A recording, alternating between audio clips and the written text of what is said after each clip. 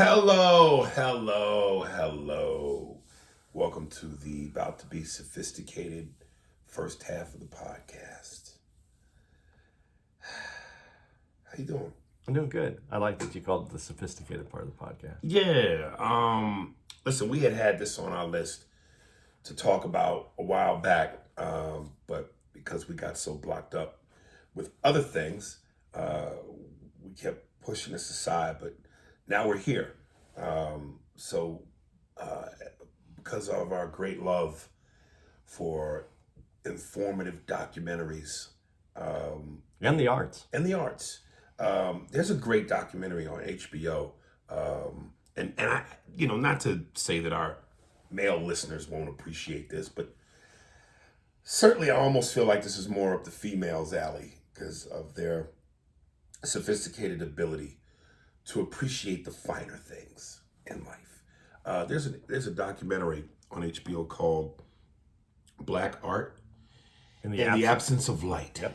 And I watched this, and I remember how you would always bring up your boy, Biscuit. Basquiat.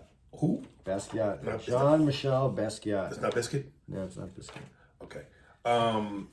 So I decided, you know what? Let me get my hot cup of Nescafe and my Cold Soul socks with the toes in them, and sit on the balls of my heels with my ass while the fireplace is going and the lighting is right, and appreciate some artistic shit. You know, Basquiat would have appreciated Biscuit. He probably would have. I could have seen him using that. Really? Yeah, he would have appreciated it. Well, we'll dive into him as well. Okay. One thing I had to say, and I don't, I'm sure in the universe somewhere it exists. I would almost even go a little bit further to say, unless you are really an art enthusiast / nut, here in America, I wouldn't be as surprised about this overseas. But I have never known or seen a white person with black art in their house. Really? Never. An appreciation for black art. No, you're lying. You're lying. No, I've never seen Have you it. never seen any African sculptures in a white person's house? Never, Andy. Really? Never. Have you ever been to a white person's house? Nigga, yes. He's fucking with Oh. Yeah, listen, I've rarely seen true African art in a black person's home. Because, and I'm gonna be honest with you, man, some of that shit is just ugly. Like that authentic African art where it's like a fucking Doberman dog with titties 8 feet long, but a dog's head. What the fuck is that? Are you talking about like the sculptures, or are you talking about the paintings? The sculptures. Yeah, well, Some of them African sculptures, man, is like, come on, man. but in African art, the sculptures, I mean, I think are the most common things that you would see maybe at a white person's house, because Really? yeah, because it's readily available. I mean, they sell it at now I can't. What is that? World Market Trade? I don't even know. There's a Cost Plus World Market. That's what it is. I Right. mean, they sell it there. I've seen it. It's also and not minimizing the white patrons of the art patronizing black art, but it's also the availability. I mean, to find black art, it's not always out where you can find it as accessible as all white artists that are accessible in this country. Well, of course, that was the point of the documentary so- that they brought up. But when you find it, like I said, at Cost Plus World Market, that's one of those places that I know that you can find the sculptures. But also the tapestries that have been woven, I've seen those in white folks' homes. Really? Yeah. What white folks introduced me to these white folks? I have a very diverse upbringing and amount of different people that I am involved with. So that's Like, dude, when I went, it's different. When I went to Africa, of course, I went into one of the prominent gift shops there in Johannesburg. And listen, there's a thousand street vendors selling a lot of the same shit. But this was like the Walmart where it was just nothing but. And I looked at a lot of them pieces and go, where would I put this in my house? Why would I put this? What would I do with this? You know, the paintings I can get with, but them sculptures, man. I don't know if abstract is the right word in terms of what they are, but you know, you see, and very, like anything else that's creative, art is subjective. Yeah. And it's to your personal taste. A lot of that artwork too, when you talk about the sculptures, are reproductions of old artwork. So these are something that maybe have been passed down. The sculptures themselves are so old that they're passed down, and then they get recreated for a wide audience, and that's why you see some of the things that you may not be in touch with, that you don't feel. Yeah, I mean, listen, there was a place whenever we would do Cobb's in San Francisco. And I remember this one hotel they put me at. I fucking loved it. They always put me at different spots. But there was this one hotel they put me at. It was so sexy. The bar area felt like a library. It was like built like a library, books everywhere, fireplace. It was dark, dimly lit. You know, it was just beautiful. And across the street was an art gallery. And I mean, there is something to me so mature and sexy and grown about nice art and a beautiful home. It complements the home, and they complement each other. And listen, my home is not nice enough to hang up certain pieces. And I go, dude, when I get my next crib and it's that crib, I would love to put, again, as you get older and you mature, I would love to put beautiful, like just those paintings of like, an autumn day in New York when the ground is covered with orange leaves and the sky looks a certain way and certain pictures. It's just very relaxing and beautiful. Your whole downstairs area of your place, you could put all that stuff up. Maybe. But, again, I think right home, right art. And I just, again, to the African sculptures, and I hope, is abstract the right word? Something wild and different. And It could be. I don't know exactly what you're talking about, but abstract is definitely an art word. Yeah, it's too uniquely different for my taste. And when it comes to black art, I'll tell you who put me up on game, because I don't know a lot of black artists, excuse me, but Norm Nixon, Debbie Allen, Norm, my manager when I first went to LA, he was friends with Ernie Barnes. Yeah, that's what I was going to bring that up, because I have that written in my notes. Yeah, and he had a lot of Ernie Barnes pieces. And again, for some of the brothers that may not know, on Good Times, that famous picture they always show of all the black people in what looks like a pool hall. That's an Ernie Barnes piece. And he had many pieces in Good Times, that because J.J. Walker, those were the pictures that the character J.J. Walker was supposed to be painting. Right. There's a basketball one where it's I've seen that one. Yeah, okay. Yes. So that being said, though, too, Ernie Barnes was also an athlete, and that made the transition over to art to be just to give you some background on Ernie Barnes. But Ernie Barnes was that artwork wasn't mentioned in this. They didn't mention Ernie Barnes. I don't remember. Right, you might be right. I wonder why. Because I think they were going for more contemporary what's happening. I shouldn't say more contemporary. I think. Yeah, but he's one of the most famous. But it was 70s. They were going. This was really looking at a unique group of artists that had really come up more through the 80s, 90s, 2000s. Oh, that's a disservice to Ernie Barnes, because his pieces are beautiful. I don't think that he was ever. I don't think that he might have ever been part of. And they went through the. Now, I don't have my notes, and I feel shitty that I don't have my notes for this, and they're in my phone, and I'm recording off of this. But do you remember the name of the gallery in New York that this artwork is all coming from? I don't. Where's this shitty review of this so far? I wish I could remember the name. There's a gallery in Harlem that's their focus, is Black American artists. Right. And this is a very important part of it, and I just wish I could remember the name, and hopefully it'll come to me before the end of this.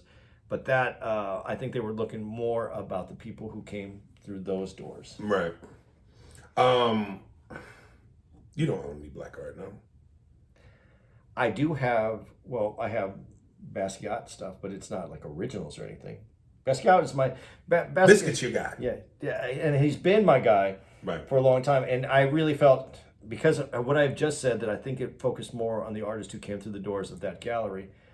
I'm going to go with that only because otherwise I would be very angry Right. because Basquiat was passed over quite a bit in this. It was such a small part of it, Yeah, I expected it to be bigger too. and When I saw it, I was like, Biscuit, that's Andy's boy. it's because he doesn't fit the narrative of what this documentary is presenting. And I'm not saying that the narrative was wasn't the most important part to this. It was about black art and how it's been. And I shouldn't say it all comes through that because there is a lot of segments where they went back into the early before the gallery was. I'm going to lose my space in this because I'm trying to connect it to that gallery. There's other artists that came up before that gallery that they do show, but Basquiat had such an influence on art, and I thought it was underappreciated in the documentary because I believe that a lot of the black artists that you see today, or that are coming through colleges or self-taught artists, come because they have seen the work of Basquiat. Right. And I remember when Basquiat died, and he died at 22 or in his 20s. And I went to go find books on Basquiat because I just wanted to know everything I could find out about him, and there was nothing available, nothing. Really? Because even though he broke through in this art world, he was the only black artist at that time really that broke through in that kind of way into the international market, and he was huge, and he was someone who should be. I thought in the context of what this was about. I wish that they would have done a little bit more because I felt his influence has brought out a lot more art to the youth, so that that it's funny because as we grow up, we all want to be something, and we're usually athletes or firemen or whatever it is that you want to be. It's these things that we connect with. And not everybody wants to be an artist or a scientist. I mean, everybody wants to do these other things. And especially to the black community, Basquiat this was the only dude. And being a minority at all, I was connected to that, but his artwork is amazing. And at one time, when he was considered the foremost black American artist, later, just recently, he was the one who sold, he was the highest, his painting went up for the highest sale ever for an American artist. So he ceased to be America's foremost black artist and became the highest revenue-driven American artist. And I don't know if he still has that or something else went for more than that since then. But if he's not number one, he's number two, and it's for his skull painting, and it is an amazing painting. And all his work is he's such an interesting guy when you really know more, and as more books and more things have come out about him, his art makes a lot more sense now even than it did before. I just felt that's the area, that's why I'm spending so much time on this. I would like more of him. Did him and Andy Warhol kind of come up together? No, Andy Warhol was well established. Actually, there was a meeting, if the story is true, there was a meeting when Andy Warhol was with his gallery guy, and Basquiat is famous for making small little paintings, and Basquiat didn't have a lot of money, so he'd trade paintings for a few dollars to buy cigarettes or beer or whatever he wanted to at the store. And so he'd trade these, and they brought him to Warhol, and Warhol was like, these are, Warhol was very soft. Mm-hmm. And said, these are amazing, and he ended up buying a couple so that he could get money. And Basquiat knew who he was, and it was more than just chance meeting. I'm sure that he had a lot more understanding in what he was doing at that moment than they made it look like in this movie that I saw about Basquiat. Have you ever heard Basquiat talk? Yeah, there's a lot. He speaks. Because first of all, I mean, I know, again, you mentioned him a lot. And I had never seen how Biscuit looked. And then they showed him. And I was like, this nigga looks like a starving artist. I mean, between the Frederick Douglass hair and the missing tooth, I said, this motherfucker is truly a starving artist. And I'd just be curious to hear how he sounds. Normal. He's just like a normal, cool dude, man. Accent or American? American. Okay. Dude, he lived in Thompson Square Park, homeless. He didn't, and it almost like he really didn't have to, but that's his journey took him through that. Very complicated person. As most artists are. Extremely complicated. Has very interesting background with his family, and Yeah, I'm glad you gave me this time to bring him up into this because I just think that he was You really gotta important. Google me some of his work because I've never seen his work. I'd like to see his work. Okay, I'll send you some of his work. Yeah. And you guys, anybody listening to this who's interested in art at all, please check it out because we're gonna talk about some other artists, but just came along at a time, and this is what they kind of what a lot of this movie is about is that access to black artists or black artists having access to the art world wasn't really available. And the reason I said Basquiat doesn't really fit the narrative is because he came in along a time when that access wasn't available and he blew the doors off art world. Right. And his acceptance in the American art world was very quick, skyrocketed, and as quickly as it came up, because of whatever issues that he had, he left very quickly as well. He left. He chose to leave. He died. He overdosed. Oh. So I don't know if that was in Warhol's town. His relationship with Warhol was good, and it was also a little destructive to him, I think, as well. But they did shows together. Really interesting. Him on a standalone is worth investigating. To me, a very interesting guy, and a great artist. I really like his artwork. I like how it's put together, and I like what it means to him. And it doesn't have to have a lot of meaning to everybody. He knew what it meant. And if you could get on his wavelength, his artwork was unbelievable. So just to be clear, was he considered? Because again, this is not my world. Was he considered like the Michael Jordan of black artists? See, I think that might be kind of a weird analogy to try to connect because I don't think art has a Michael Jordan. Well, no, I just mean in terms of his legacy. His legacy. There was really no black artist. He was kind of the first in a major way. Yeah. Yeah. Yeah, but even that said, even when that art world opened up to him, it was opened up to that art world, which is it's a subcategory of American culture. And there was a lot of rich and influential people that were in that, but that didn't trickle down to regular people. What's amazing about his artwork is that after he passed away into the 90s and 2000s, his artwork really did trickle down to regular society. And so that's where his popularity explodes.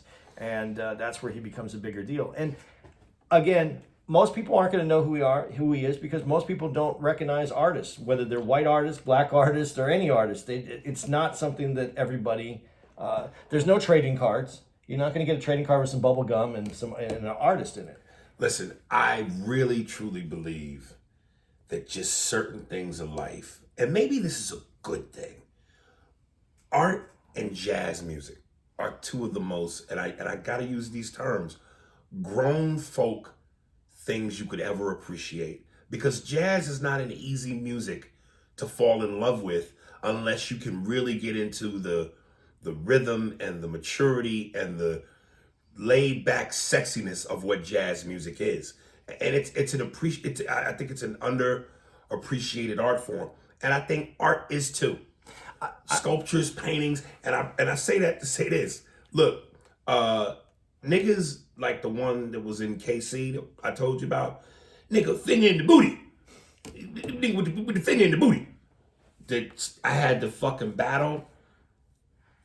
A guy like Biscuit would be unlikable to him. Any kind of art. Ernie Barnes. Because again, that's what I meant when I said on last week's podcast about that ability to do both. And I'm glad I have that ability. I appreciate jazz. I could appreciate fine art. But I also could appreciate DMX and MOP, Annie Up.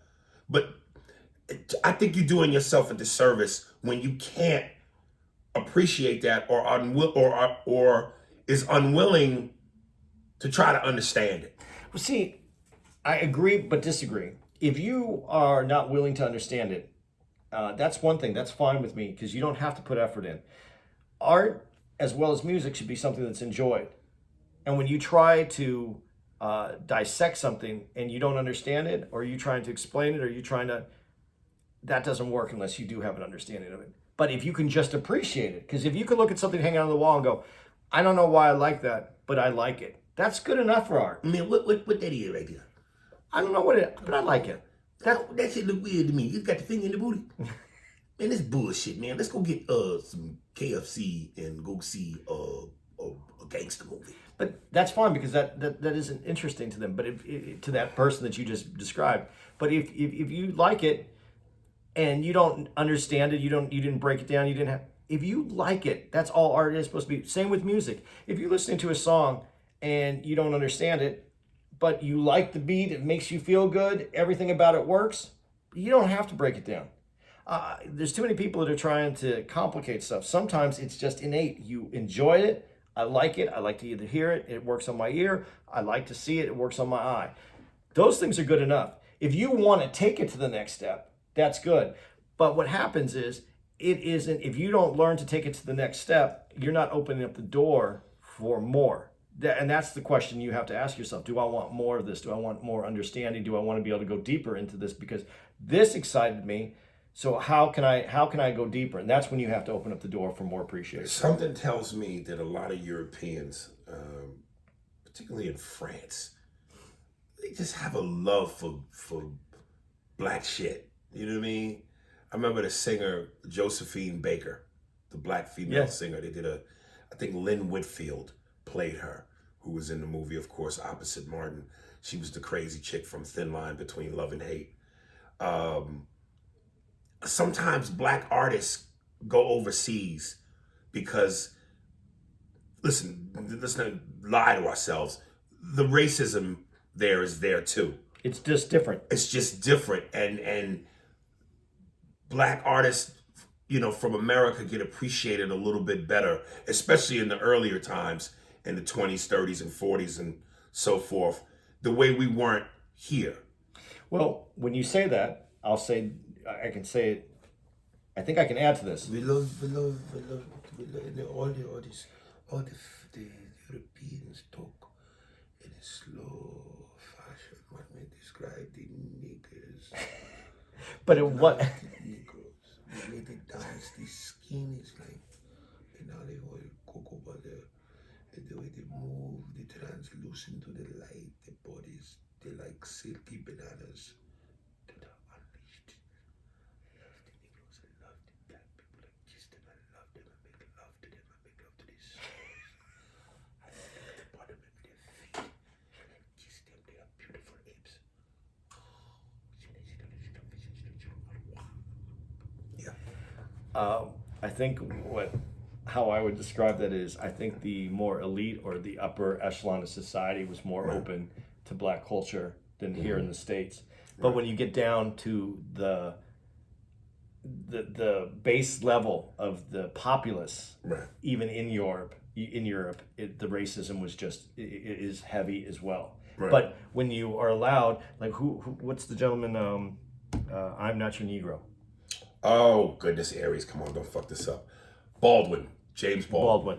He ended up moving to France. Yes. Because he was able to articulate his feelings and write and be accepted. He does a great James Baldwin. Yeah, but he did it. But that was more of the elite society that was accepting of that. Right. But as we get down to the main populace, it's more of the same. It's, when you go to a soccer game, and they throw bananas on the field, it's the same. Right. Okay. So just to clarify that, but yes, I think there is more opening in Europe.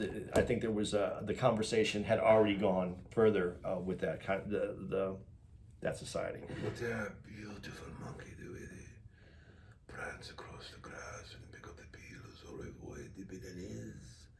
They are beautiful monkey, the way they, on the balls of their fists, they just run wild. It's a beautiful monkey. I would love to make love to the monkey and the ape. Dude, you're killing me right now. True to what you're saying, though, I'm gonna actually expand on what you're saying. That elite society, though, that we talk about in Europe, sometimes what you are just saying right now, even though you're making fun of it and you're making a joke, I think is a lot of it. Is still some of it where they want an elite society wants to show their openness, their willingness to be more advanced, when truly their insides may not always reflect what they're outside, that they're trying to image, that they are above certain things, or that they're looking at things. And I think that happens a lot in a lot of society, including this society here. You know what I wish we could do? I wish I could, because I'm about to reel off some of these artist names Okay, good, because I want and to let you know. some of their work. But I wish we could do a thing where, as I'm saying this, The pictures could pop the up. pictures could pop up, because I feel like even if I try to describe this, to really to really appreciate it visually, you should be able to marry the picture with my words.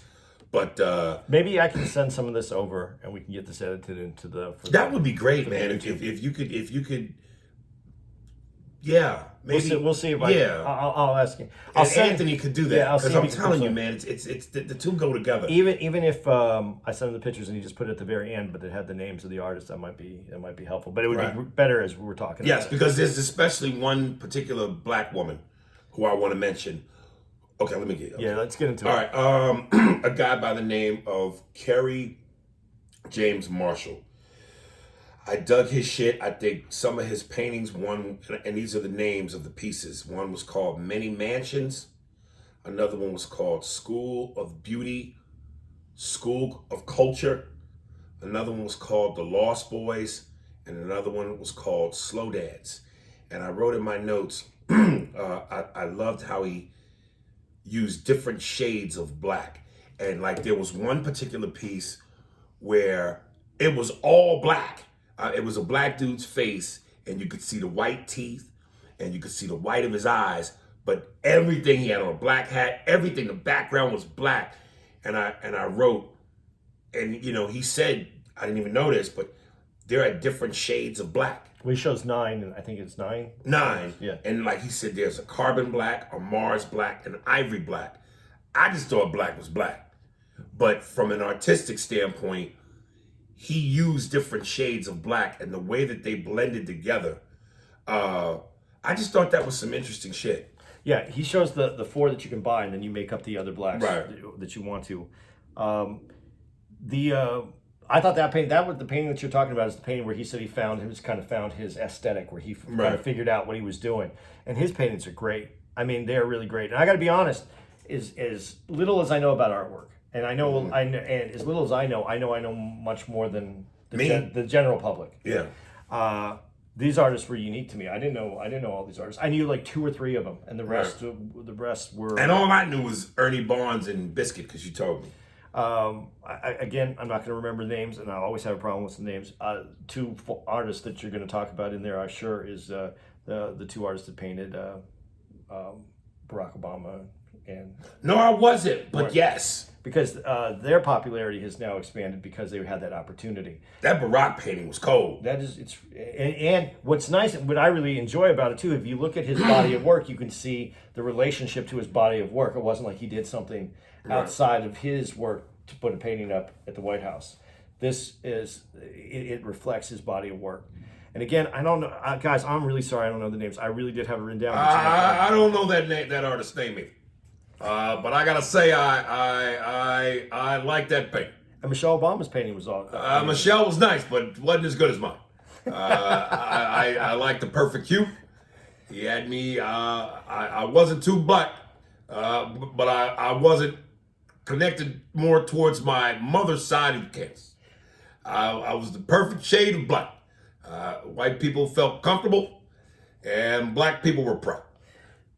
So I want to thank that artist, because he had me looking good. And to see myself at 22 feet, all black, I just said, thank God it wasn't the nude piece, because Lord knows I could have darkened the room. I do like when he said that he talked to the artist, and he said the ears could have been smaller. Right. Yeah. Yeah. So, but Gordon Parks, which was another one. I didn't write down specifics, but Gordon Parks is another one. A lot of his pieces were beautiful to me. But the person who I really want to get to, a young lady by the name of Kara Walker. And her thing was all about silhouettes. And she did a lot of controversial pieces because they were based in slavery times. And I wish to God I could have it. Like she had one silhouette piece where basically you see a black woman giving birth, and they show the child coming out of her vagina, and no sooner than it's barely out, its head is connected to a rope. And one guy particularly said about her work, and this was kind of his quote. He said, art and artists, it's not always about, because, and before I say that, let me give it more context. Not death threats, but there were some people who were so uncomfortably rubbed by her work that she was chastised. There were people going, "Hey, what the fuck are you doing? This is insane." Both on black and white. Yes. And then that's when he said, art and artists is not always about being appreciated and liked. It's also about being reviled, criticized, but it's that activity that makes art important. Yeah. And I thought, what a great statement. What a powerful, true statement. Is she the one? She isn't the one that did the sculpture with the sugar, is she? No. Okay, no, that's somebody completely different. Okay. But her thing was all the silhouettes, all black, no colors, white background, almost like shadows. Yeah, because you don't see faces, you just see the imagery. Yeah, but here's the interesting thing about her work, and some of the stuff that got banned by Dr. Seuss, not banned, they removed it.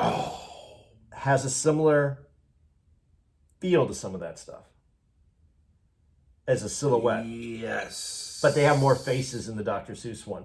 Not that she would be completely canceled today. Who? Carol. Oh, you think so? I don't see why not. Even though I think it would be a travesty. It's art, and it's art, and it's reflective, and it should.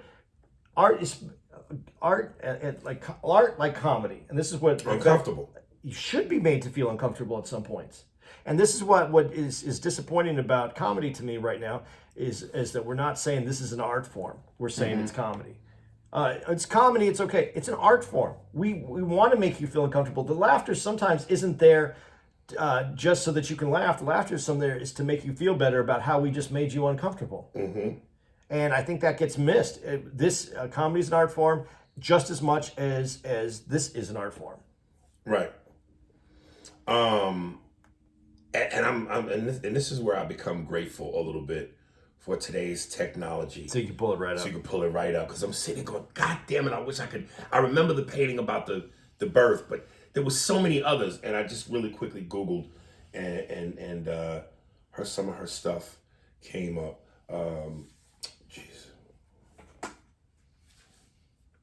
Images. Yeah, I think there's one. I can't make out but I don't understand this because she looks like I know she's doing something with her daughter. Looks like she's doing her daughter's hair, but then why is she looking like a Komodo dragon? No, that one. But she has very interesting pieces. Yes, absolutely. And I like how she said she came up with this style because she was tired of art, how it was being presented. Mm-hmm. It needed to be presented in a different way without so much of the person involved in the artwork. Right. I mean, look, again, a lot of her stuff is based in slavery times and what black people went through. Man, I don't want to. It's very Disney-esque as well. Yeah, it's the way it's animated. And I'm not saying that she took something from Disney. I'm saying at the core, the simplicity of it has this Disney. But you can see when you compare Disney to what she's doing, you can see some of the problems with Disney in what they do. Right. Well, yeah, that's an irony in and of itself. But yeah, man, I please turn me on to Basquiat because at some point I would like to get some fine art into my house, and not to mention the fact that when you talk about spending money wisely, that's a great investment. Well, if you get the right artist and if it works out, sometimes it doesn't. But regardless, you have something nice to look at that you enjoy. Do you have in your list? Do you have the guy who was the potter, the guy who was doing the pottery? I don't. I wish I had his name. And this is where I'm talking about artwork and being accessible to everyone. This guy's a potter. he makes pots. And he talks about how everybody that he looked up to were all white. He had no one black to look up to in this field, even though there is a history of African pottery that's amazing. But in his working field, all the potters were white that he's worked in, and his pottery is amazing. And if you don't, I know that it seems very, unless you really get into some of this pottery, it seems very simplistic. You just think of like some college chick just sitting there with their little turn thing making a little, but that's not what it is. It's an amazing form of artwork, and watching the pottery it's being made, and then he did some investigation. He did find some black potters that were doing work back then. That the history within that is very amazing. You could do a documentary, but it would only be to people who enjoyed artwork. That's amazing to me, and his artwork was amazing. There was a particular piece where it's like, unless you just had a house big enough to where you could put it in your house, this felt more like a museum. You go to it and see it piece. There was a dude who collected old piano keys. Yeah. And picture 1,000 piano keys on the ground. And he made I don't know if you call this a sculpture, but his design was... It's a living sculpture. Living sculpture. He made the piano keys, the wooden part of it. Look like waves. Look like waves. Not the black and white. He turned them upside down and made this mass ocean of waves and on the floor. And then off in the distance, a black person's head. With the meaning being... some of the slaves that jumped off the ship to their own demise, you were seeing what the slave was seeing, which was just nothing but ocean with his singular head at the middle of this piece. And I was like, Jesus, wow. Again, I don't know if that I'd put that in my home, but you'd have to have a big enough home to display something like that, but it's a hell of a conversation starter. Speaking of big enough homes, the bigger supporters of black art, they talked about that. Alicia Keys and oh yeah, and Swiss Beats. Yeah, matter of fact, that one painting that he pointed out of the brother that looked like he was on his side. Yeah, that's amazing. The colors jumped off of that, and it was gorgeous. And if you don't have any interest in Alicia Keys or Swiss Beats, please look them up on Instagram, because especially Swiss Beats, because he post some of the artwork that he gets. Is that the nigga with the finger in the booty? You'll see some of the stuff that he has. He posted. It's amazing. It really is amazing.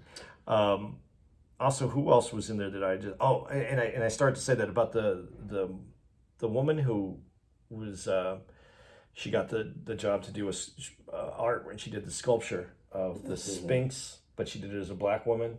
And it was gigantic, and it was all of, what was it? What was it? Ice? What was it? It was sugar, because remember, the sugarcane industry was oh, right. Was run well. It was sugar was manufactured by slaves that were cutting the canes, and so Domino Sugar and it was from Domino Sugar. That was black involvement is very important in this history, and she did this piece, and it got. There was a lot of controversy, right? And it's pretty amazing. It was all made out of sugar. To our white listeners, I really want your input and want to know what y'all like. Do y'all like black art? Would you put black art in your home? Is there a love for it? Like, you know what I mean? Because like I said, I just, and to be honest and fair, I don't know a lot of black folks, but most of the black folks I know aren't too well to do. Like Norm and Debbie was the Huxtables, and I'm sure that there are black people with money who do that. But I feel like that's almost an expectation. Like, why wouldn't you? Why wouldn't you support black art and be a black person? But I really want to know, do white people like black art? And this is where the cap and the people are going to be annoyed with me.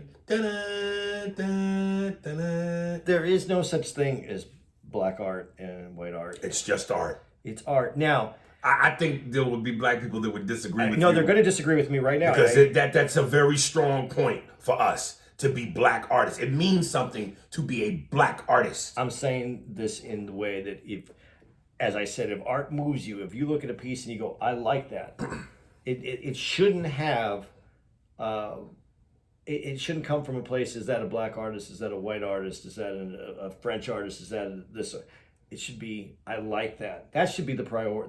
But don't you think some art specifically is meant to represent Definitely the culture? 100%. Definitely 100%. I'm not denying that. And so there is, I don't want, I'm oversimplifying it by saying there is no black art or white art. But I needed to oversimplify it to say that I think that you lose yourself. If you really appreciate art, you lose yourself in the art. And then you don't have to see it as,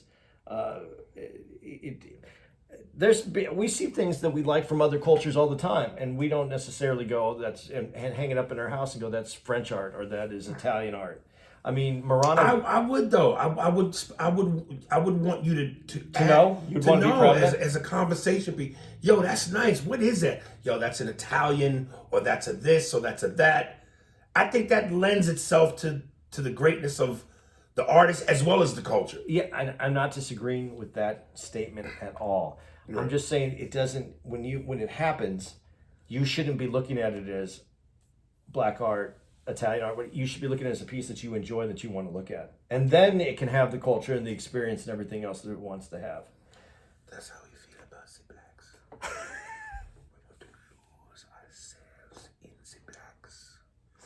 Like butter into bread when it's hot and it melts into yeast in the dough. You can taste the secretions of sweetness from a liquid bliss. That is why we want to lose ourselves in the blacks. So that when we taste the darkies, we can taste the black licorice sweetness of the diabetic Negro. All right. So you got any more on this art? No. Okay, let me ask you this question before we move forward. I really like this little bit that we did on it. I wish I would have had more notes because I have more things to say about it. But I thought this was great. The art space that's in Harlem that I don't remember. I think it might have been called the Art Space. That was one other thing that we didn't touch on. That it is needed. It is needed to add access to black artists and to the public's awareness of what black art is. Right. Definitely needed, definitely important. That was also part of it. But going from that to what I want to ask you about is, do we want to do the Asian issues that we're having on that, or do you want to do that on like a 15-minute just extra podcast? Nah, nigga, we got 18 minutes go. Let's talk about these. All right. Cruelty to the Asian community. I have a different take on it, and it's not as different as I thought, because I saw some other people with a similar take as me. Do you want to go first on this one, or do you want me? Nah, I'm gonna let you kick the door in. Wow. Let me get the letter.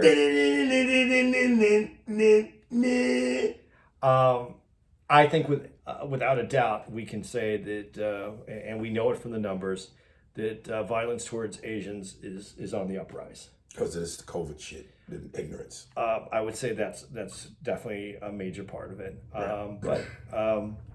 So without a doubt, we can say that. And but as we move into this next part with the shooting, now here's also something I want to say. I've been here since when did we get here? Thursday, Friday? Yeah, Thursday. Okay, I haven't seen the news since Thursday. Some things may have come out that I don't know about, but as when I left off on it. And if you don't listen to this whole thing, you're not going to get my whole point, and you're going to think that I'm minimizing this, and I'm not. I think there was because of what's happening in the Asian community and the violence towards the Asian community, that immediately we went to this white dude here was a white supremacist, and he hates Asians. I don't know who he is. He's definitely white. I don't know that he hates Asians. I do know that he has a sexual addiction issue that was confirmed by his roommate. The fact that he's been through sexual addiction therapy. There's been some religious things that have happened with him. And by no way does that give him a pass for what he did. That's not it. But when we're trying to fit a narrative and we there's another problem in this too. Apparently, the sheriff that started this investigation was selling Chinese virus T-shirts, and so that lends Chinese virus T-shirts. yeah, T-shirts. It's a Chinese COVID Chinese virus or something like that. Who was selling this? The sheriff apparently was selling this, so that lends also to discredit the investigation, and there could be more behind that. So again, not minimizing of what he's done, but if you go to an Asian massage place and you decide to kill people at the massage place because it's a place that apparently you were frequently, there's probably going to be mainly Asians there. He didn't seek out going to other Asian areas. He went strictly to these. So do we still want to dance around saying that we don't know that it was because they were Asian, or do we want to just go ahead and stick the landing? On his particular case, we don't know that it's Asian other than it was Asian massage parlors that he was going to. That being said, the reason I'm bringing this up is I think it's, and then other people have come out and said, nope, that's what it is, and they're trying to force the narrative. I think it's lazy reporting, because here's my bigger point, and if hopefully you stuck with me through this whole thing, there's a problem within itself. Two problems. One is, the reason I think this is important to talk about this way is that sex workers have been also people that have been demonized, and when they say they're under attack, which they have said, people tend not to give any credence to that because they're sex workers, and almost that they deserve whatever happens to them, or they can't be raped because they're sex workers, or they can't be sexually assaulted because they're sex workers, and so they're not. Their concerns aren't prioritized. And I think that this is also an opportunity to talk about sex workers and what they go through, whether they're Asian, whether they're Hispanic, black, white, that they all have this stigma.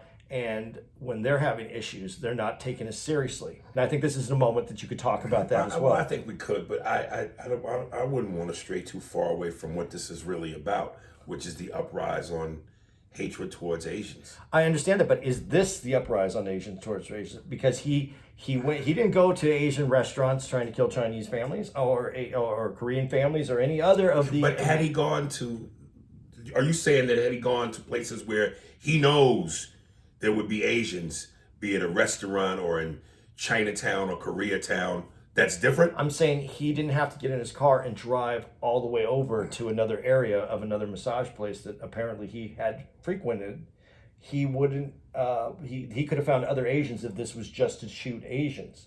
Now, but before I go any further, and the reason I said I don't want, and I brought up the sex workers, and you think it's strain, I want to say this. My bigger part in here, and this is where I say why I think it's lazy reporting, is the sex trade in that sex worker industry. A lot of it has to do with Asians. Why are there so many Asian massage places? Because they love you long time. So where is that coming from, and what are we supporting? Who are the people that are going and supporting Asia? I feel like we could, honestly, I feel like we could dance around this part of it forever and not come up with like real answers, because we don't know. Well, but my thing is, look like a duck, smell like a duck, quack like a duck, a fucking duck. This, to me, I think I feel like I think I know what this really was about. Was he a mentally deranged sicko who couldn't get no pussy and decided to take his anger out on the fact that he was a loser in that way? Yeah, but I also think the Asian thing had something to do with it. I can't say that it did or that it didn't. I would say that most likely there has to be something, because if you frequent Asian massage places, and this is why I don't think this is really straying from it. What was his affinity for the Asian massage? There's other places that you can go. It just doesn't have to be Asian massage places. So there was some other attraction in me. But that's what makes me think even more that it was racially. That's what I'm saying. I'm agreeing with you on that. Right. But there's this. But my other point to this, and I'm not. If you're going to the Russian massage parlor, we have been prepared for a gunfight. Okay. The women shoot guns from pussy. But that's the other thing. He could have gone to a different massage type of place. He did go to Asian. So there is definitely an Asian aspect to this with him.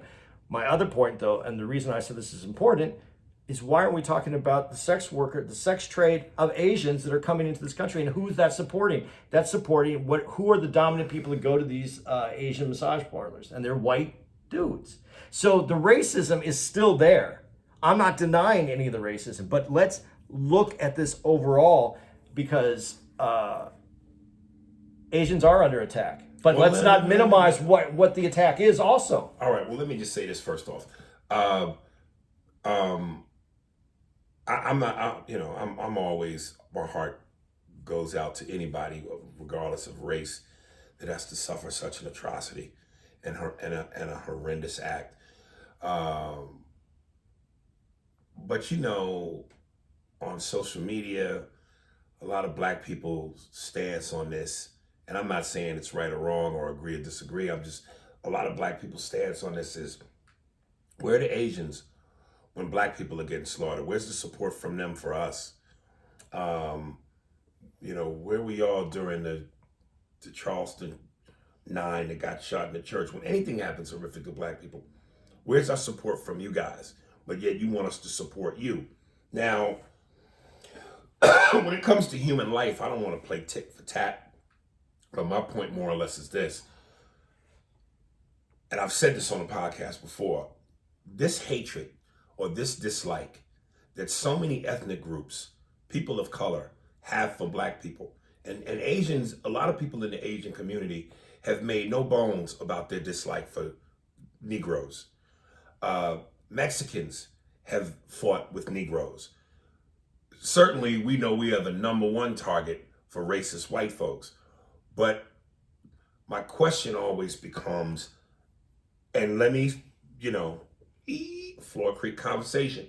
Let me say again, I know not all white people are racist, but history has shown us time and time and time again that when it comes to race, white people are known for racism. White people are the Babe Ruth of racism. And it's amazing to me that the Asians don't like niggas, the Hispanics don't like niggas, but yet so many of y'all don't like us trying to get that acceptance from them that they shit on you too. When shit hits the fan, and I'm not saying all white people, the racist white people, and it just feels like white people are inherently racist.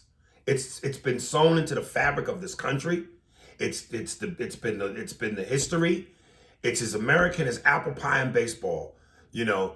Whether it was Asians being put in concentration camps, the Indians being slaughtered and wiped out, niggas with slavery and oppression, shit that Hispanics have gone through at the hands of racist white people. But y'all are so busy hating us when it's like they hate you too. So black people feel this stance on, why should we support you when you have shitted on us while trying to gain their acceptance while they shit on you too? Minorities should stick the fuck together regardless of who you are or what you are. And I know that might sound to some white people, hey, that's unfair. That's not right. So I don't want it to come off that way, because again, I'm acknowledging not all white people. And again, a lot of white people have been in the struggle. So not all, but as a race though, y'all's history sheet don't look the greatest. See, I'm agreeing with you, but I don't like the way that you presented it. Listen, I don't like the way that I presented it either. But because I'm agreeing with you, but let me say it this way. When you have a dominant sector of America, which is the white majority, that controls many aspects of how America works, if not all aspects of how America works, the minority group has to stay together in order to swing any balance their way. Because otherwise, as you fragment it, and like you just said, Asians, Mexicans, blacks, if you fragment any of that population, you lose your advantage on making change, because you are fighting against the majority. The only way you have that is to create some balance, and that is as together. As minorities, together. Together. Yes. But we don't do the together thing. We don't. But I rephrased it that way only because this isn't like you said, we as minorities in general don't stick together. But when it comes time to make change, the only way this change happens is a couple different ways. One, you make white people understand that they're privileged and that they need to actually stop denying people their rights, because the way that we have set this up, it denies people their rights. That's one way of making a change, when you make that realization and that connection. The other way is sheer numbers. You can make a change if everyone sticks together. And you can make a change because now the numbers become more equal. But that's tough to do because we have different cultures working that have never worked well together. And in the black community, there's numerous articles about blacks and Koreans, and when Koreans move into a black neighborhood and set up markets and then want to run it the Korean way, and black people aren't down with necessarily that, and we've seen footage of what can happen in that situation. That's a big riff. That's a hard riff to go, okay, but now let's get together because there's these white people doing it. Well, why do I have to worry about these white people when you guys are doing it to us right here? There is a communicate. Obviously, minorities aren't going to band together all at once, but as a minority group, we need to, if we're going to make change over the overwhelming majority white group. Yeah, and then let me just, I don't know if I'm cleaning this up or making it worse, but again, it's almost like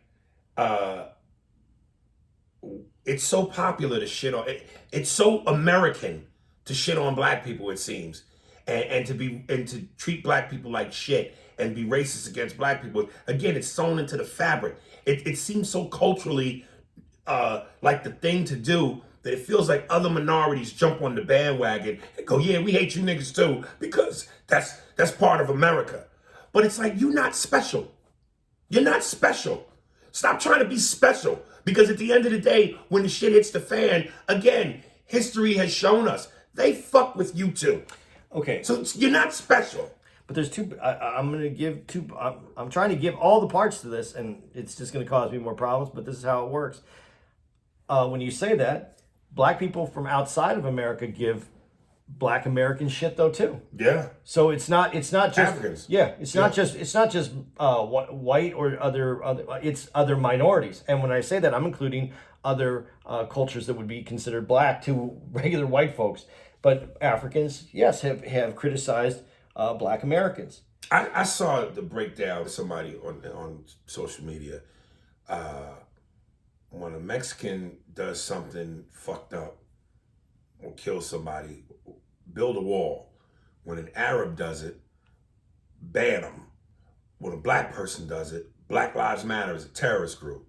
But when a white guy does it, oh, he just had mental problems that we need to figure out. And that's what the cop said. He had a bad day. Right. That's why. That's why I'm saying, Arabs, we're doing like niggas, no niggas, Mexicans, the fucking niggas, the Asians, no nigga, come here.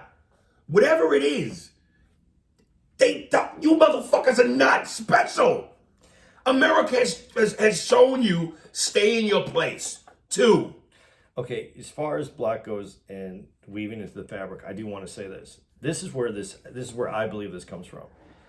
And this is why the conversation has to be had. Until the day that white America takes responsibility for what it did to black people. And when I say white America, we know that slavery was worldwide. We know that America didn't invent this. We know that the first 200 years of slavery were the British. Doesn't make a difference. When we wrote the Constitution and in the Declaration of Independence, we put in that all men were created equal, and we knowingly continue to enslave black people.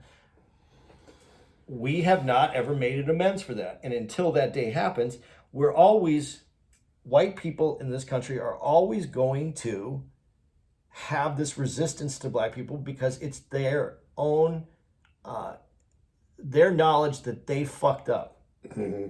And they can't, until they accept it and account for it and atone for it, that's always going to be there. And that's racism is always going to stay there because there's never been a dialogue that says, okay, we did it. What do we need to do? How do we move forward? It's always been, and we've heard it, that was a long time ago. What can we do about it now? That wasn't me, that was this person. And not understanding that that we're walking on the same ground this has happened.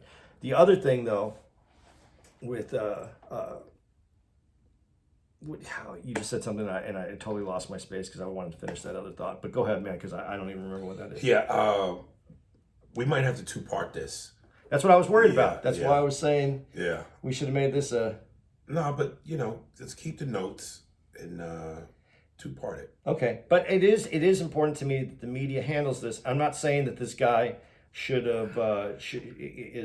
be looked at as in a way it's kind of funny because if this wasn't just racially motivated, if it does part of it doesn't take away the fact that he killed these people. And it's like, okay, well, it's okay, it's still not okay, and it's not, well, he did it for this reason or he did it for that reason. This is a problem. And one group of people did suffer the most out of this. There was other people who died. I believe I don't know if he died or if he was injured. Was a Mexican dude. I think there was I think there was a white person. I'm not sure. But we also have a mental illness situation here. But that doesn't take away, just because you're mentally ill doesn't mean that you don't have hatred. Listen, I said this a million times before. The Jedi mind trick when it comes to racism and white society, the notion, the hypocrisy in and of itself, this notion that, Asians are responsible for coronavirus and our way of life being disrupted and people dying. So for the idiots and for the racist psychopaths that are out there, you're telling me you think the right thing to do is to cause them violence, and somehow that makes it right? But in their minds, it's warranted. So one wrong, trying to validate what you think is a wrong by committing wrong, and in your mind that is a justification for being right, which is ultimately what you're saying is my way is the right way. My way is the white way, and this can't be wrong. The hypocrisy of that is outrageous. It's outrageous. Well, because they gotta believe that me doing this is justified because of what I believe they're responsible for. And that somehow makes it right. I think the other hypocrisy is that if you believe in the American way and the American idea and the Constitution and no one should take your guns and no one should, then the other part of that is everybody who comes here and becomes an American citizen is an American. And that's your brother then. And because someone who had access to the media that made you feel like Chinese people are what caused this problem worldwide, that isn't your American brother. Might be Chinese, he might be Korean, he might be Japanese, but he's here with you struggling in this country to do the best he can for it. That's what this great experiment is supposed to be about. And you go about this completely the wrong way. And I don't care what any of these racist dudes, whoever come, this is the experiment. If you don't like this experiment, then go back to the European colony that you came from, because that's what this is supposed to be. This is supposed to be all of us as Americans. And I know that is far-fetched to you. No. I may have to queue up and send to Steve as we close out on this to play that great soundbite from Farrakhan on Donahue when he said, when people say go back, remember where you came from, because you're not a native anywhere. So if someone told you to go back, where would you go? And that's why I never I have issues with Farrakhan, but I never dismiss what he says, because that's a true statement. Right. Where do you go back to? But in this country, this is the experiment. This is what we came here to do. This is what we were supposed to become. And if we don't let this happen, if you don't embrace who you have next door to you that bought a home, that's involved in this great American experiment, and you begrudge them anything because they don't look like you, you're not honoring the Constitution that you that you say that you hold up in high regards. You're not honoring the Declaration of Independence. You're not honoring your American value. So take that. All right, y'all. Love each other. That's the message of the day. That's very Cap-like. I capped you. I've converted you. Shit. I'm going to find a way to fuck that up. Um, all right. This is from KPKP. It's called Welcome to Jamaica. His Insta is YNG_KP. That's KPKP. Welcome to Jamaica. And his Insta is YNG_KP. Enjoy.